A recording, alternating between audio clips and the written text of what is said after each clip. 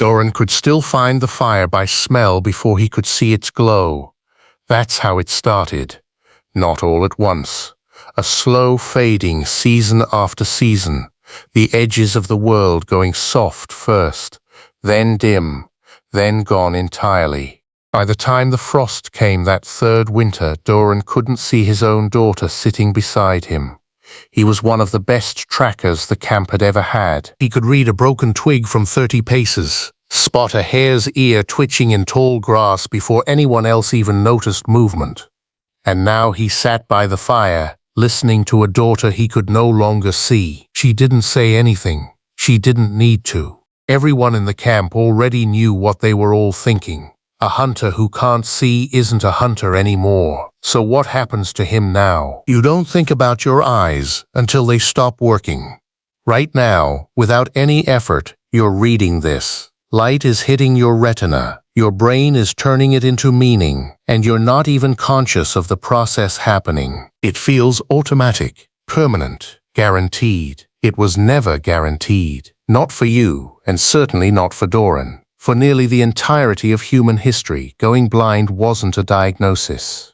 There was no waiting list for surgery, no corrective lens, no cane specifically designed to help you navigate a world that suddenly refused to show itself to you. There was only darkness, arriving slowly or all at once, and a person left to figure out how to keep living inside it. This is the story of what actually happened when that darkness came for someone in the Ice Age. Here's what modern medicine now knows about what was likely happening inside Doran's eyes. The most common cause of progressive blindness throughout human history is a condition called cataracts, a clouding of the eye's lens that thickens gradually with age, often accelerated by relentless sunlight reflecting off snow and ice. For Ice Age humans, spending entire lifetimes squinting across blinding glaciers with no real protection, this was practically built into the environment itself. Ancient people weren't entirely blind to the pattern, so to speak. Groups like the Inuit later developed narrow slit goggles carved from bone specifically to cut the glare. They noticed the problem, and they engineered a solution for it, thousands of years before anyone understood ultraviolet radiation. But repeated exposure over a lifetime, combined with age, still caused permanent clouding for many people who lived long enough to see it happen. And once the lens clouds completely, there's no fixing it with rest, or willpower, or anything the ancient world had available. So what did ancient people actually do once someone in their group could no longer see? Doran had spent 30 years becoming the best tracker in his camp. That skill vanished the moment his vision failed, and in a hunter-gatherer world where every person's survival depended on what they contributed, that loss mattered enormously. Here's where the story usually gets told wrong. Popular imagination pictures the Ice Age as brutally practical. Leave the weak behind. Survival of the fittest, taken to its coldest, most literal extreme. The archaeological record tells a different story. Researchers studying ancient skeletal remains have repeatedly found individuals who lived for years, sometimes decades, with conditions that would have made basic survival essentially impossible without sustained help. Bones from older individuals in ancient burial sites sometimes show wear consistent with a long life lived well past the point of active hunting, people who clearly weren't contributing labor in their final years and yet were still being fed and cared for by the group around them. Someone made a choice to keep him fed, but that choice wasn't free. And this is the part of the story most people never think about. Every extra person a hunter-gatherer band cared for, without that person contributing food or protection in return, was a real cost. Paid in calories, in carried weight, in slower travel when the group needed to move fast. A blind elder couldn't scout the trail ahead, couldn't outrun a predator without guidance, couldn't gather food independently in unfamiliar terrain.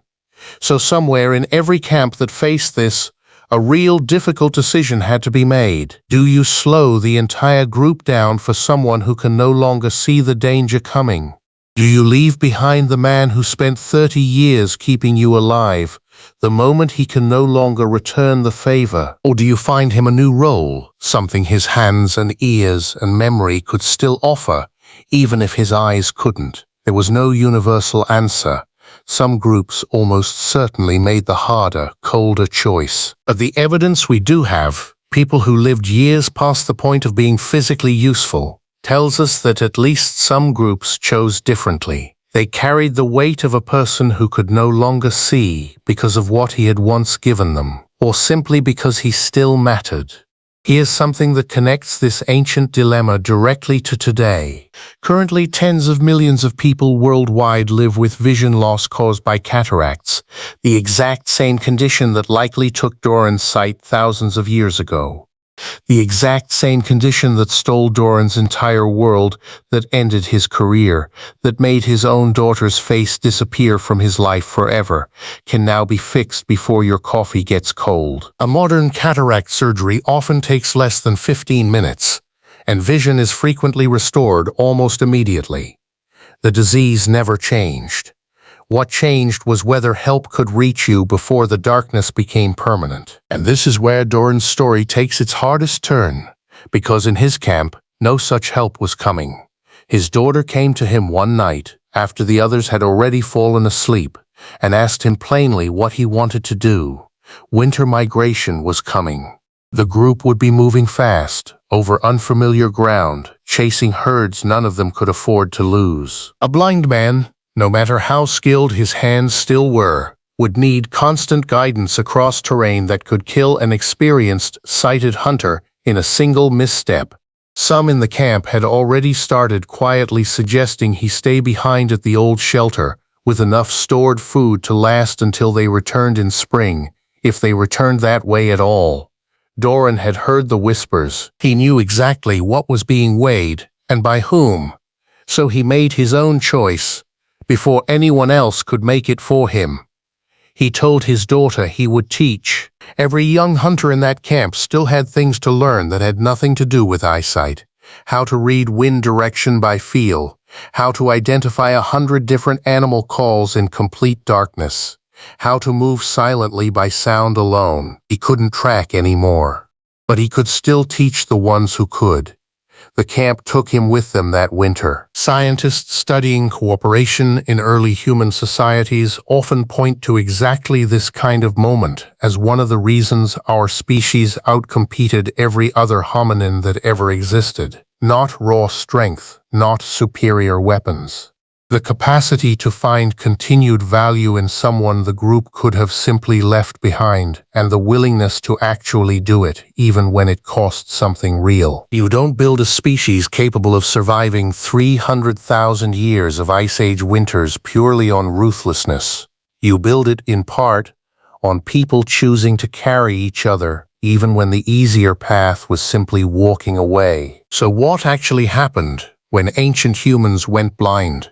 Some were almost certainly left behind. That's the honest, uncomfortable truth. But others, like Doran, found a different ending, not because their eyes came back, but because someone around that fire decided a person's worth wasn't only measured by what his eyes could see, but by what the rest of him still had left to give. Today, we fix this before your coffee gets cold.